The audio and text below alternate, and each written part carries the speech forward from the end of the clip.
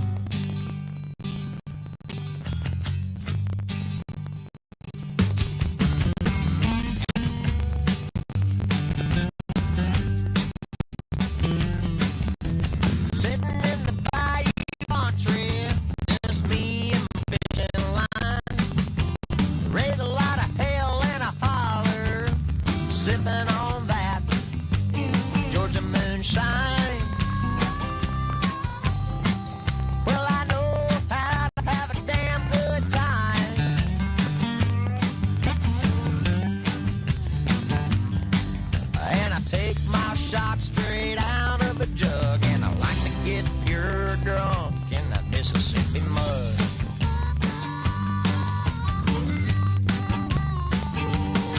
Well, let's throw us a little party, baby. I'll call a few friends of mine. We'll dance all night till the sun comes up and drink ourselves completely blind. Then we'll rock on down the line.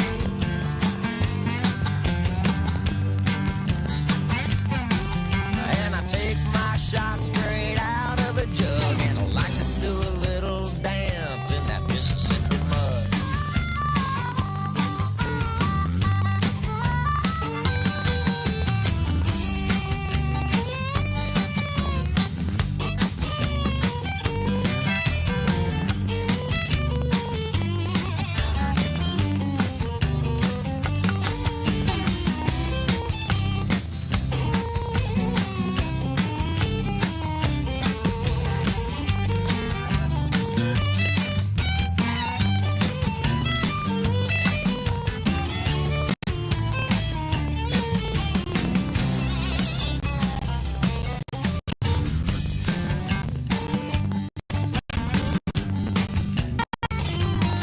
Well, I was raised by an uncle alligator.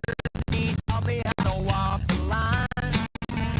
Used to deal cards from the bottom of the deck, but I see a woman his eye. But he sure gave me some real good advice.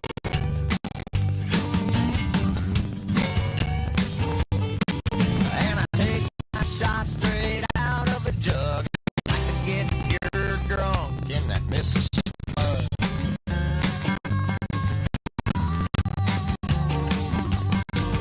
Hey, I take my shot straight out of the jug, and I like to do a little down Mississippi mud.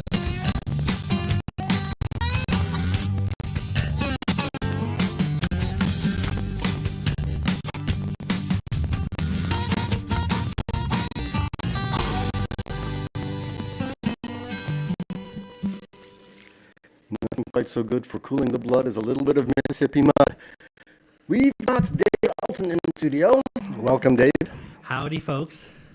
David is with the LEWG Expertise Working Group, Yes. which works out of the Social Development Working Center. Yes, it's a wonderful privilege. Yeah.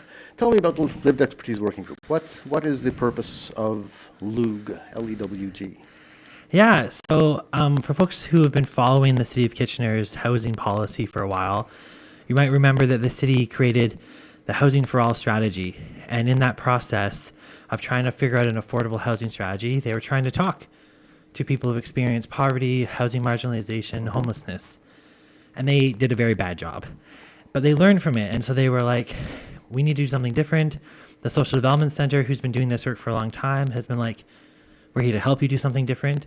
And so together, the two groups kind of started talking about how to engage people with lived experiences of homelessness, of poverty, of housing marginalization better, and made it actually a recommendation in the affordable housing strategy that this group be created for a 2-year pilot project. Okay. So it's 12 folks with housing marginalization experience and advocacy experience. That's why we call them lived experts. Okay. And they've been coming together to help the city talk about housing and homelessness. I was wondering what the difference was between a lived expertise working group and a lived experience working group. I think everything of this is iterative.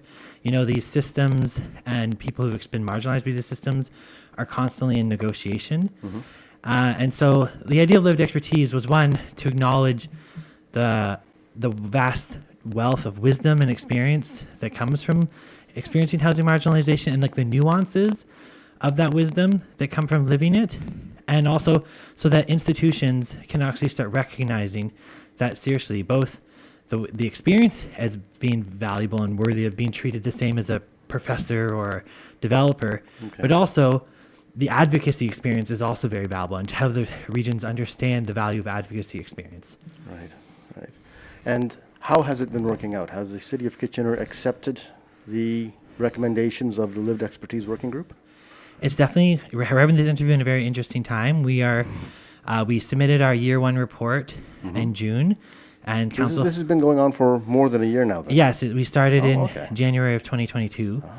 Well, I guess I started in 22 January. The group started in May of 2022. Okay. And so we spent our year one report in June. Some counselors had some questions. I know the city Kitchener has been navigating several complicated files related to housing and homelessness. And so we've been having some more in-depth conversations with us this summer. And we're going back next Monday, to resubmit the report and be like, we're ready to go for a second year. So hopefully it'll be a smooth sailing from there on. Okay. What's involved in submitting a report? Well, we, because interesting, the city has lots of different departments, and affordable housing. Even though City Kitchener touches on it a lot, they didn't have clear. There's not like a clear this is the affordable housing department, right? We have people who are responding to homelessness directly, like bylaw. We have people who are crafting policies, like planning. We have equity folks. So the city, we were bouncing around within the city for a while, and now we're with the planning department. And so a lot of what we're doing now is talking to the planning department about, okay, what does it mean for you to actually meaningfully engage people with lived expertise, but also what's in your portfolio? Let's actually talk about what's on the table and what are some meaningful projects we can work on for the coming year. And so we have a nice shiny little list. We'll be submitting to council next Monday, and are excited to get started on those projects. So this is a delegation to council at the City of Kitchener Council meeting. Yeah, well, it's going to come because we're working with the planning department. It's going to be a staff report to council, but we'll be there cheering along because we've worked hard to get to this level of alignment. But folks who are passionate about the Lived Expertise Working Group are more than welcome to delegate if they want. Right. I thought that housing was more of a region of Waterloo municipal issue rather than a City of Kitchener issue. I mean, or area of responsibility, better said. Definitely, the region is the service system manager, so they're the ones who are funding all the agencies, right? But as I said, the city has so many portfolios that directly touch upon homelessness and housing and security. I mean, planning, for example, which we're working with, they frame the rules that developers have to play by. So those rules can make an impact on affordability. They shape out the visions for growth and the key policy themes that everyone in the city and all land in the city has to abide by. So those are some pretty big influences. And then there's the direct impact, right? When there's an encampment in a park, it is the Parks Department and the Bylaw Department, both are cities departments, that are the ones who are doing that direct relationship. Right. How do we relate better? So there's a lot of different ways that cities, well, they're not the service system manager. They're not recognized by the region. By the province to do that work. The city still has so many tools that are very important for affordability and for homelessness support, and also can't avoid it. It's in their terrain and it is in their domain to work on something. Okay, and since you're just concentrating on the City of Kitchener at the moment, will this advocacy be happening in other municipalities, City of Waterloo, City of Cambridge? Well, I think something we've seen because of the work of this, you wouldn't be able to find this written down in any kind of evidence, but from my experience doing this work, you can see a direct correlation between the work that the Lived Expertise Working Group has been doing with the City of Kitchener and the work that and the way the region has been thinking about the plan to end chronic homelessness. It's why the Social Development Center is participating in that process. That wouldn't, the Social Development Center wouldn't be a part of the plan to end chronic homelessness if the Lived Expertise Working Group hadn't been already foraging what does it look like to do this kind of work more meaningfully with the city. Okay. So we can definitely see the impact already on another municipality. Well, that's excellent. So there's some hope that this model will be adopted in other municipalities, even if your Lived Expertise Working Group isn't the one spearheading it. Well, definitely the lived experience and lived expertise are being really recognized by level governments across the country, these are things that are needed so that we can actually have responsive, compassionate policies. Okay. And so it's this is where the direction we're heading. We're in a 2-year pilot project, so we'll see where we're at the end of June, but we're hoping to submit more recommendations to the City of Kitchener and ultimately to the rest of the municipalities locally about how to be thinking about how to keep moving forward with this work. Right. When you've got some traction within the City of Kitchener, and the City of Kitchener has adopted your policies or your recommendations. What's left for you to do after that? I mean, something that is really, I've learned so much through this process is that, there's the whole institutional domain. How do we help the region, the city, even agencies actually see what's happening and see how their actions impact? There's so much work there. But the biggest work is actually helping all the mutual aid and community supports that are unsheltered communities are communities, and they're vital communities that are keeping people alive. And so a whole part of our work is validating that work, helping those people collaborate better, helping those people communicate with all these institutions better.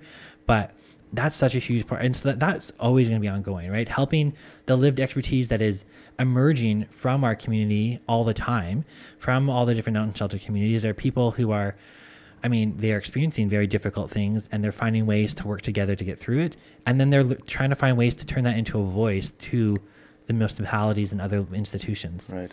A lot of these mutual aid groups that have sprung up are generally unrecognized, aren't they? They're not funded by any municipal body. They're not officially recognized. They don't have a charity number. I'm thinking of things like the Community Fridge or the mutual aid group that's on Facebook.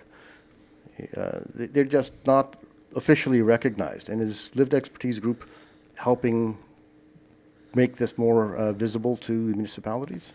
We are creating a huge, a bridge, and this idea of bridge, the value of bridges, being able to bridge between these different spaces. And so if you look at the Plan and Chronic Homelessness right now, they are looking at how do we better engage with mutual aid groups that are unrecognized.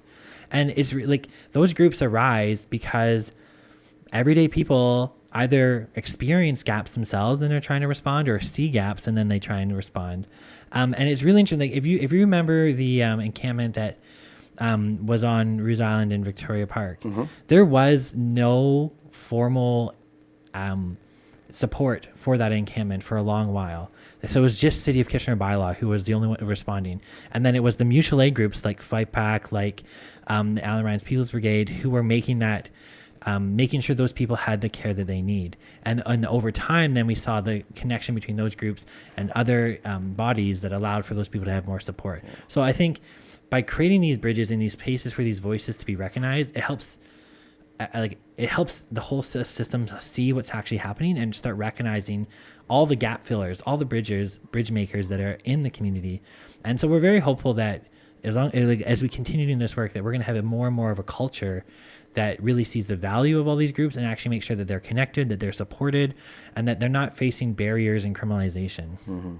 You said that City of Kitchener bylaw was the only group providing any sort of assistance to the people on Rose Island. Well, that's very kind. I didn't see it that way myself from the outside looking in. Well, bylaw has a very difficult role, right? They are there to respond to complaints, and they are fundamentally a criminalizing body. They are there to respond to a complaint and use the law to criminalize. But the City of Kitchener, as part of that, has been trying to adopt a human rights-based approach. And so their bylaw officers were then forced into this position of part caregiver, part criminalizing. It created a whole other layer of issues. And this is why, it's very important that you can't just have, you also need to have recognized the other groups, because there were mutual aid groups, there were Fight Back, there were Allen Ryan People's Brigade, there were people on the ground doing stuff, but they weren't able to be recognized, and there wasn't able to be that collaboration that needs to happen. But I believe that we are moving in the direction that is very possible. And I have great empathy for bylaw, despite all the messiness that comes from it, because it is really it's an impossible task. And this is something that's actually throughout the system. We have people who want to care for people experiencing homelessness, but the system also is so attached to so many misconceptions and ideas about homeless people that need to be controlled, they need to be contained, they need to have their impact reined in, and that forces people who want to care into a position where they have to criminalize. And that's where we have a lot of tension everywhere, whether it's in agencies, by law, it's this tension between care and criminalization. And that's my big message to every institution I work with.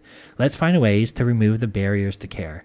What if the city had staff that were there just to care? Okay. They didn't have to have that stress of criminalizing at the same time. Okay. It does seem like Kitchener was ahead of the curve on that, because I hear other municipalities that are actually making it illegal to provide mutual aid to people who are We have without seen several house. municipalities do that, and we really want to make sure we are ahead of the curve in helping the municipalities understand. We see the tensions you're holding. Like, it's not an easy position to be a municipality right now, but by collaborating with this immense sea of actors who are trying to provide care, we can actually make it easier on everyone, make it care more possible by removing criminalization. But to do that, you have to address the fears and insecurities and all those pressures, and they're very real pressures. Yeah. That's a really good news part of the story. So I'm happy to hear that, because news has been pretty depressing lately. So it's nice to hear that there's some positive outcomes to the work that you've been doing, the work that other groups have been doing, and that it's being recognized. I mean, just to give you here, this is my positive story of the week. So last week, the Social Development Center was presenting with the region about the Planned and Chronic Homelessness in Council. And at the same time, a whole group of local organizations were advocating for a bylaw to address hate speech and harassment on regional property.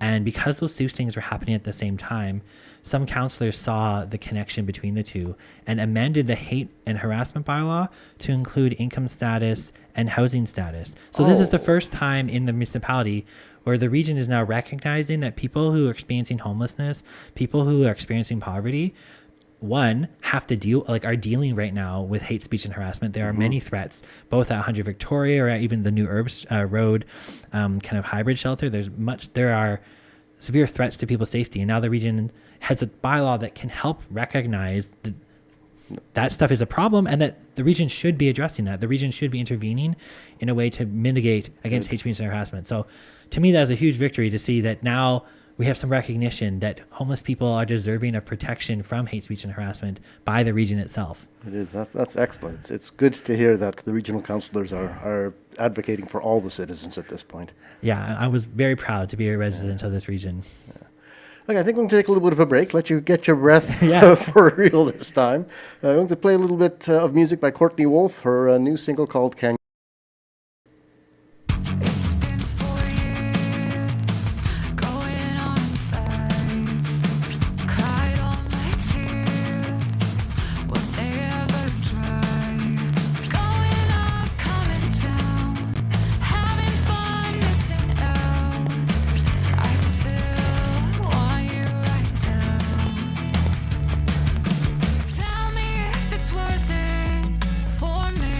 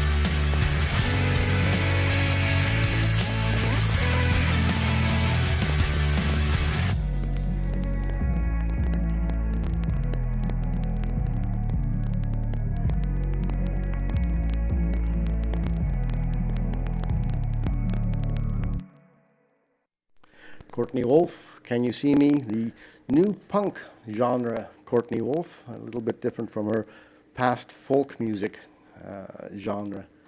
Got David Alton from the Lived Expertise Working Group in the studio, who is about to present a report to Kitchener Council. So David, what's in the report? Yeah, so the report is interesting. As I mentioned, we've been kind of in conversations with the planning department and other parts of the city to really drill down in the specifics of what does it mean to do this work moving forward, and also where is the meaningful projects.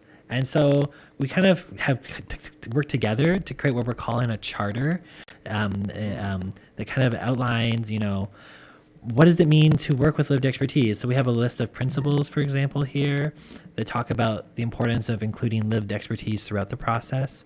So rather than just, one consultation at one moment, it's having the lived experts be able to work with staff in both the planning of the project, then the kind of and then the implementation of the project, and even in the evaluation. So we have some projects with the planning department that we think we're going to be able to see that kind of life through the lifespan of the project, lived expertise really informing that each step of the way, which is very exciting. Okay. And this will be an ongoing thing then, is the hope that even after the end of the 2-year pilot, this becomes a permanent fixture within the city's planning framework. I mean, as we've talked with people in this, the city doesn't have any kind of lived experience process advising them formally, and other than this group. Right. And so that's one of the reasons why the pilot was created, because the city recognized that it needed to do better, and that this kind of engagement, long form, has immense value. And so obviously we are not the politicians who are going to be voting in next June, whether this pilot project is transformed, but we're going to be giving them a set of recommendations at that time about what that looks like, and it'll likely have a lot of similarities to what the group has done. I think we in the planning department are hopeful that this group will be a long-standing pillar of engagement within the city of Kitchener, but that's where the public and that's where councillors have a very strong say in taking our recommendations and turning it into whatever is next. Right. So the people in the Lived Experience Working Group are doing a fair bit of work to make this happen. Yeah. Are they being compensated? Yeah, so that's part of the idea of expertise, is that, they should be paid like experts are paid. Yes. And so we have a whole series of kind of we have stipends for the actual work, but then we also have childcare stipends for the people who have children. We have transportation stipends for people's mobility things. And this is where the lived experience groups across the country, I just met with a bunch of them, and we were all comparing our rates, because we want to be really modeling for municipalities and governments across the country. This is how you do it fairly. This is how you do it professionally, in a way that this is a type of profession that comes from years of advocacy and working through these systems. And so we really want to recognize that. I think that's not, or hasn't been commonly done in the past. There's been people who've been making delegations to councils and municipalities, and then being asked to sit in on various planning meetings and committees and whatnot, but never actually being recognized for the expertise, and certainly never being compensated for the expertise. Mm-hmm. And I think that in this particular case, this particular working group, people are already at capacity, I think, and then to ask them to do additional work in a lived expertise group without compensation is possibly more than what a lot of people are able to handle. Don't have the spoons, as the saying goes. Yeah, very much. And this is one of the reasons why this is it's deep policy work, but it's also deeply human work. We have to have our meetings be responsive to the immense burnout and realities that people are experiencing in their day-to-day lives. So to me, it's my responsibility as a facilitator to make sure that we are being as accommodating as possible, that we are being as adaptive as possible, both for people's needs, but also for the reality of some meetings. I just call them grieving sessions. Sometimes things just are at a certain point where it's we just need to grieve for a bit and recognize and see each other, and have the staff from the city be a part of that process and be able to see with us.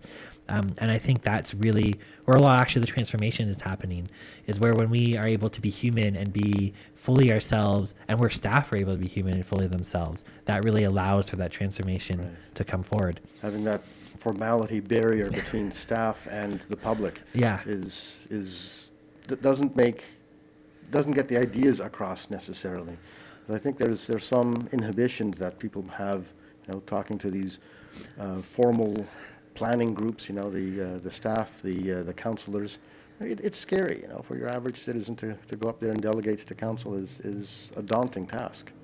It very much is. And I think, one of the biggest barriers we hit is that the staff and counselors themselves feel so overwhelmed by all the pressures and logistics, and and so part of our work is helping them see that the community understands that. Like, even your most militant advocate understands that you as a city staff or you as a city councilor are juggling a lot, and they want you to be honest with them about what you're juggling so that they can find a way to make sure that what you are juggling is not violating human rights, like that human rights are part of that table. And that's really where it's only through that transformative, like, human first approach that we're able to help those people in positions of power feel safe enough to take off some of that load so that we can put on the reality that human rights should be centered in all things. And we can only do that through human work, collaboration, and listening. Right.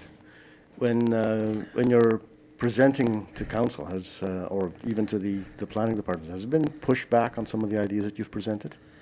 I mean, they're definitely, with the staff we've been working with, I feel like we've had some really, really great understanding. But I mean, it was very public. You can all watch the June council meeting. There were definitely some councillors who who were, I think, holding on to a lot of pressure from the community. I mean, let's not rely. Homelessness is a very hot issue. It's contentious. People have a lot of feelings about it, and then that pressure gets dumped onto councillors. And so I think, I think you can see that in some of the questions councillors are raising, and just, they are trying to navigate a complicated situation, and our role is to remind them about human rights, and sometimes that puts them in a very difficult position. And I think we have seen pushback from just, I think, the level of pressure that they are experiencing. It was actually the June council meeting that I was specifically thinking of Yes. when I asked the question. What happened there? Can you recap the goings-on of the June council meeting? I mean, it was a very interesting experience because we had a lot of alignments with the city as we went into that meeting. That's why we collaborated with the planning department on our presentation. We had planning department, there was myself, there were some of the LEWG experts sharing kind of just like, these are what we learned from the year one. So it was a bit surprising then there was a few councillors who had just some really intense concerns about I guess, talking about human rights. And Mary was really right to remind council that Housing for All strategy does city human rights. So his lived expertise working group is trying to help them understand that. But that doesn't mean each councillor has an intimate understanding of what a human rights based approach is. And what they do understand is that the Social Development Center has been very vocal about human rights violations, in particular with regards to the island that was the encampment that was in Willow River Park. So I understand. Like, I mean, it was shocking for me. You were the target there. I was the target of a lot of questions. It was not a fun place to be in. I have empathy for where it was coming from, but and this is why bridging is so important, right? Because clearly those counselors were holding some pressures that I didn't understand, and they need to help me understand what those pressures are. Mm-hmm. And clearly they didn't understand what a human rights-based approach is, and that's where my role is to help them understand. So we've had lots of conversations with folks at the city this summer to try and do that bridging work, and we hope this charter will help. And I mean, to the city's credit, this is real nitty-gritty kind of stuff. But one of the challenges when the city created the lived expertise working group, and we're like, here, go work on the affordable housing strategy, they did that right at the turning point when all of a sudden the scale of homelessness became so much on the city's workload that it just kind of completely changed what then the scope of work would be. Like, the working group was intended to work on the affordable housing strategy, but city staff had to spend all their time responding to encampments and did not have the tools to do so. And so that really created a lot of scope confusion. Yeah. And so I understand whenever there's scope confusion, right, it makes it possible for that kind of tension to happen. This is why with this new charter, we're very clearly, it says, the working group's going to work on the official plan. We're going to work on rental housing and eviction and displacement studies. We're working to work on housing for all strategy implementation, housing needs assessment. There's some very clear projects, and I think that will give counselors a little bit of peace of mind to know that there is something it's much more concrete than it was when we were in the when they were completely overwhelmed, their staff were completely overwhelmed and didn't have the tools to navigate. So we're in a different place too. Good. Yeah, 'cause when the questions were directed at you, I got the impression that the councillors were hurt by some of the criticisms that either the Lived Experience Working Group or the Social Development Centre had raised about what council had done or what council was planning. And I feared that your funding would be pulled for criticizing the hand that fed you. I mean, we definitely were afraid too. To be clear, and this is another word of the confusion is the Lived Expertise Working Group had nothing to do with the public letter that we wrote. It was the Social Development Center that wrote that letter with Community Legal Services. It was not the Lived Expertise Working Group.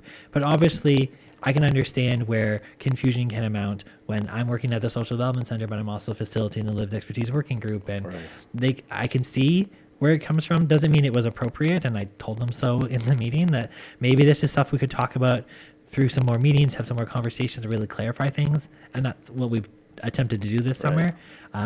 But yeah, it definitely was a fear on our mind. Yeah. The funding that comes is entirely is Lived Expertise Working Group entirely funded from the City of Kitchener? Kinda.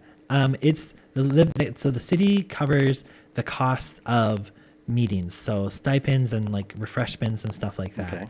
But my role as facilitator, that's entirely funded by the Social Development Center. Okay. We previously were working with the Canadian Housing Transformation Center to support that work, but now it is the Social Development Center so you can see it's a jointly funded project, Right. half by the city and half by the Social Development Center. Right. I know that funding is always difficult to come by, and it's become increasingly scarce over the last few years. Yeah. So, But just for everyone's for people who want to know what the funding is, so the city has committed to $30,000 a year for this work. And so for anyone who's ever written a grant or, if you know what your salary is, that's really not a lot of funding that we're talking about here. And so I believe that no matter what happens, there'll be ways for us to find funding for this kind of work moving forward. good. And of course, donations are always gratefully accepted. Yeah, actually, the Social Development Center, we're participating in the Ride for Refuge this Saturday. Oh, yes, that's so for folks who like to walk, run, or just donate, Ride for Refuge, Ride for Refuge, I think .ca or whatever. We'll be in next Saturday. We will be walking and riding through the community. Okay, and that's taking place. Also, the launch point is the Social Development Working Center. Yes, just come to our office. I think the walk and ride start at 11, so come before then. I'm sure we can even do day of registrations if you want. And please donate. Help make I think people the Social Development Center is very uniquely positioned in the type of advocacy we do. Most other agencies have lots of constraints on what advocacy they do, and so then there isn't loud, strong voices in the community outside of the Social Development Center and community legal services who are making sure human rights are being followed, making sure this kind of deep, long engagement with the city and now the region is happening. So if you think that's valuable, please lend us $1 or $2, and let's keep making this community one full of human rights. Yeah.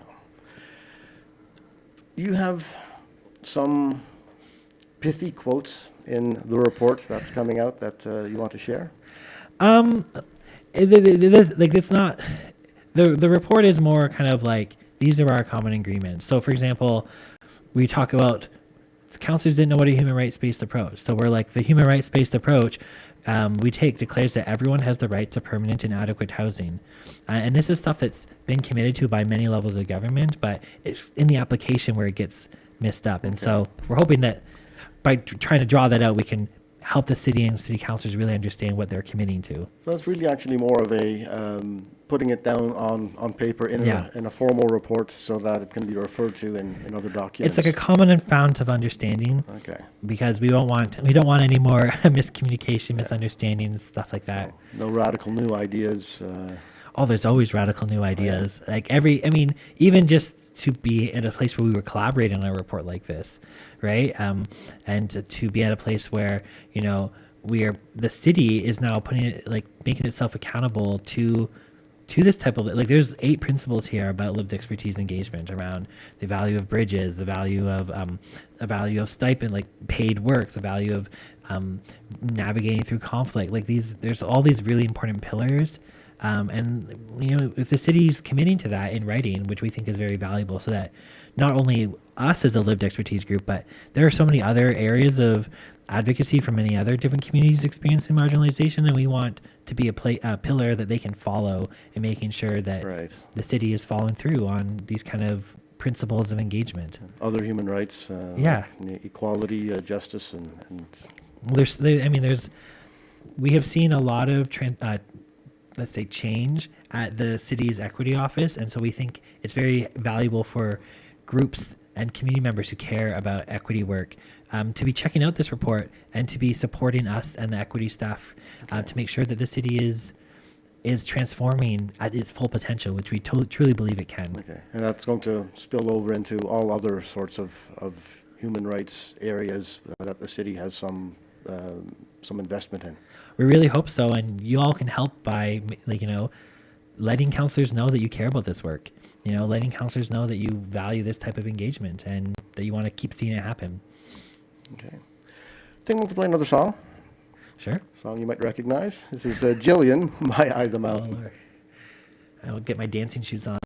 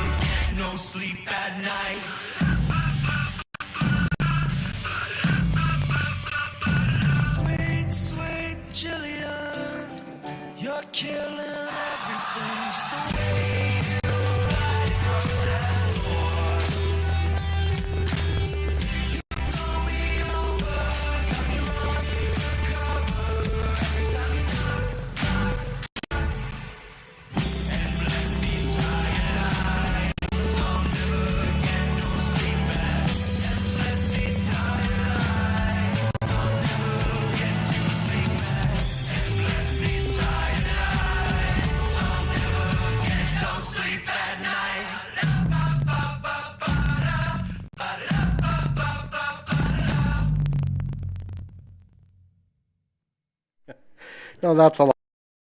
That was a fun day. David Alton was one of the guest singers. Is that the way to? Yeah, you can say we were there to mug and sing and dance. Yeah, I had the mountain in a few weeks back, and I said that it was so much spontaneous where we were at because they were expected to be all over the art locations and the whole thing on the street. Yeah, it was just a really lovely day, and I mean, the city's done a really good job at taking literally one of the ugliest parts of the city, like the whole Charles Street area full of parking lots and the abandoned bus state, and making it something pretty and a place for the community to gather. Yeah. How did you get approached by Eye the Mountain?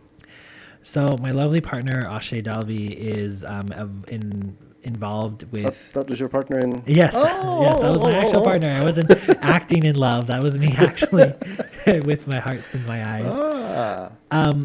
Yeah, but my partner Ashay is a volunteer with Midtown Radio. Okay. And then yeah. Allison and Jay from Midtown Radio are in Eye the Mountain, and so that's kind of how we got looped in, and it was a fun day because it was just like, oh, all the people who were there were like, oh, I know you from there, and you from there, and you from there.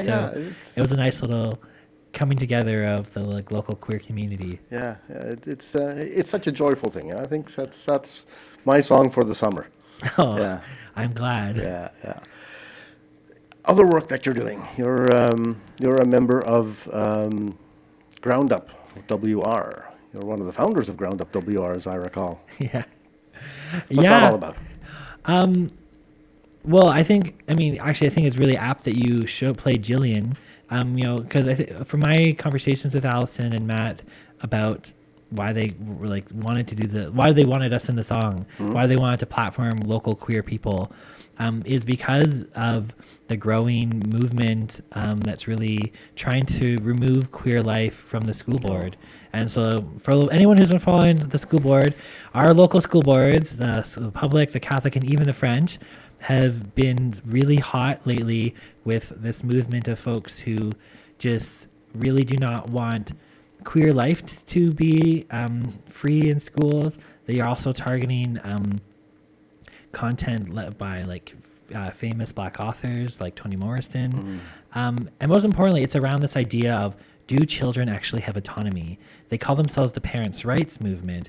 And it's this idea that parents have rights over their children, which fundamentally then is eliminating the rights of children themselves. It sounds more like a property right. Yes, exactly. Children, not property.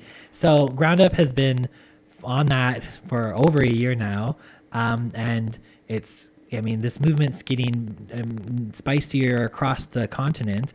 And Wednesday is a national day of action for this parents' rights movement. And so they're actually holding a parents' rights rally at the City Hall on Wednesday. And so folks in the queer community, folks in many of the Black, Indigenous, racialized communities are very concerned. We know that the labor board and teachers unions are very concerned. So there's Ground Ups helping enable a drag defense or a queer defense that day, where we're making sure that youth who are in our school system, youth who are within families that are not fully safe, still know that there are people in their community who are here to affirm their right to exist freely and to bring out the joy of all of life that comes from living freely. And so I encourage anyone who's listening, if you want to see our schools places where children can continue to thrive, and if you want to help us see an end of this movement that's constantly kind of constrict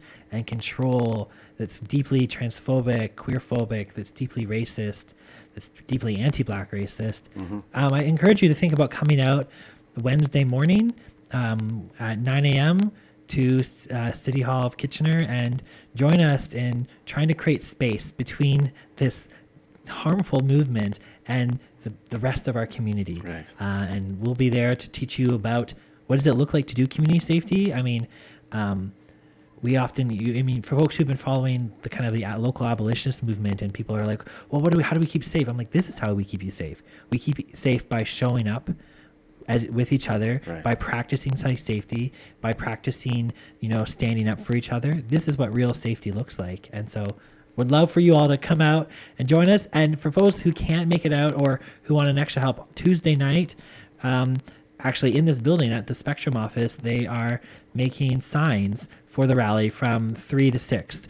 3 to 6 on tomorrow or Tuesday. You can come make signs to help out with the rally. At Spectrum here in the 253 Duke Street Beamer Box building. Yes, 100%. Yeah. Second floor. Nice space, an expanded space recently. Yeah, I saw that the meeting room that we had been using is now a Spectrum auxiliary office. Oh, wonderful. So, yeah, it's great. And so that's going on at 3 p.m. on Tuesday. And yeah, the sign making 3 p.m. on Tuesday, and then the rally itself is 9 a.m. on Wednesday morning. In front of City Hall in front of Kitchener. City Hall. And if you have never done this kind of rally before, or if you have questions about safety, about what is it, how do I stand up, just go to Ground Up's social media on Instagram or Twitter, or there's a huge these are national movements now. So we're collaborating with people across the country on how do we help people stand up? How do we help people take that next step to make sure that their neighbors and their community members are free? Yeah, because you're going to end up losing some of your community spaces if we don't stand up for the rights to be able to use them. 100%. Yeah. 'Cause what I'm seeing as well is that it's happening in libraries as well as schools. Mm-hmm. Well, actually, we had one of these kind of queer defenses earlier this summer because people were threatening to shut down a drag time story hour at the Kitchener Public Library. Really? So we got a bunch of people out to just be on the street, create a rainbow carpet for any youth who wanted to go to the library that day, and just to help show each other that we have each other's back. Right. That's largely being driven by Ground Up. Ground Up WR. Ground Up's always a great place to start. I mean, we are connected with so many other partners. We know that the labor union is going to be there. There's the university's solidarity network's going to be there. We work with so many different community members. Our role as Ground Up is always to try and be like, how do we fill the gap, and how do we be very that first place to what's the first step I take? How do I get involved? I care. I hear so much about this on the news, and now it's coming to my community. What do I do? Ground Up's a great place to go just to learn and have that first step. And we can connect. You can be part of our network, or you can connect with so many of our colleagues across the country. And so to get started, the idea is to just show up. Yeah. Anything else that's happening in the community that either is directly related to the lived expertise working group, or other movements that you're involved in? I think I encourage people right now to be paying just very closely attention to what's going on in housing and homelessness. Winter is coming. We saw that the region unfortunately closed the 150 Main encampment. And we know that the 100 Victoria encampment's facing lots of pressure. And we know that there's many people who are being pushed into more and more dangerous spaces. And especially with winter, people make some really, really tough decisions about winter. And so how people can get involved is, one, just be keeping it on your mind, paying attention, following the news. You can follow what's going on with the Planned In Chronic Homelessness. You can follow organizations like the Unsheltered Campaign, or even really valuable local agencies like Aqua or Sanguine, to just be listening to where is help needed most. And we want to make sure that homelessness is on people's top of mind as we enter into winter. Right. I'll have some of those links to those agencies and social support sites on the show notes for today. That's radiowaterloo.ca/CCC, and hope to have those up hopefully before Wednesday morning, so that people can actually reference that and make it out to City Hall. What else is happening with the Lived Experience Group? So you're sending your report to council on Tuesday, you said? Monday. It'll be Monday.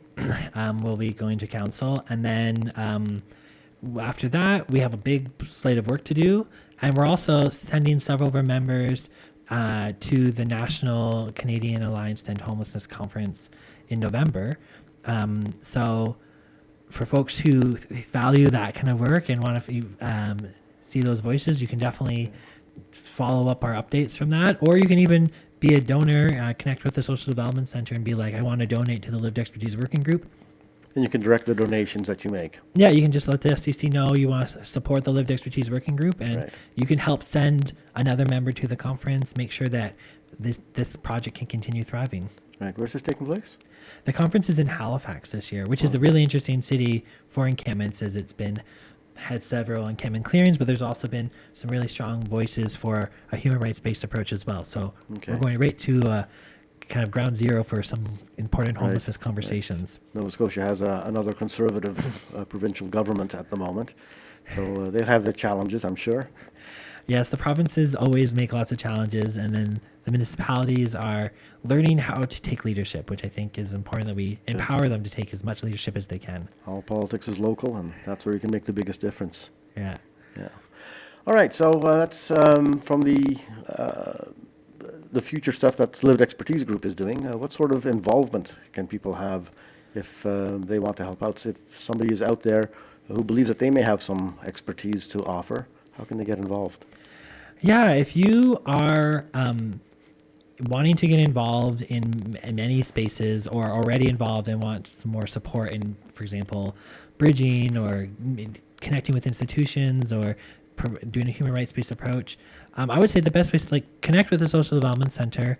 That we have if you go to our website, you'll see there's the Civic Hub, which is just full of grassroots groups who are doing all sorts of amazing amazing things.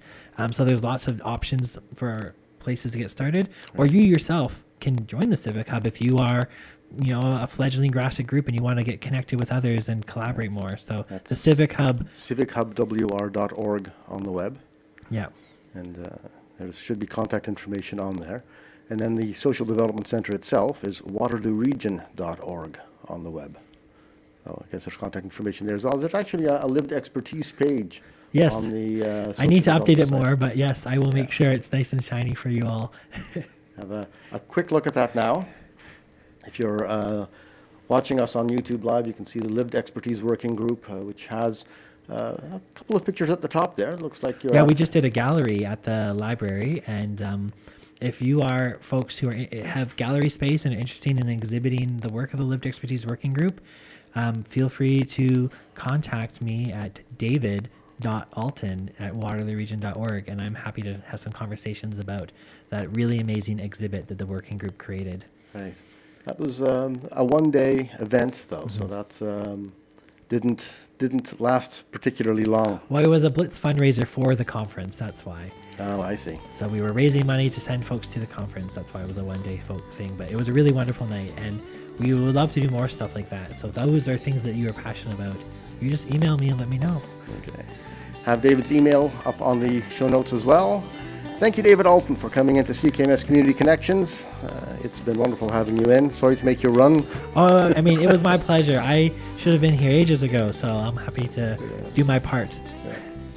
CKMS Community Connections is a production of Radio Waterloo. Its executive producer is Jennifer Strong. Associate producer is Jeff Stager. Theme music is by Stephen Todd. My name is Bob Jonkman. David Alton has been in the studio with us from the Lived Expertise Working Group. CKMS Community Connections airs every Monday at 11 o'clock and alternate Fridays at 3 p.m.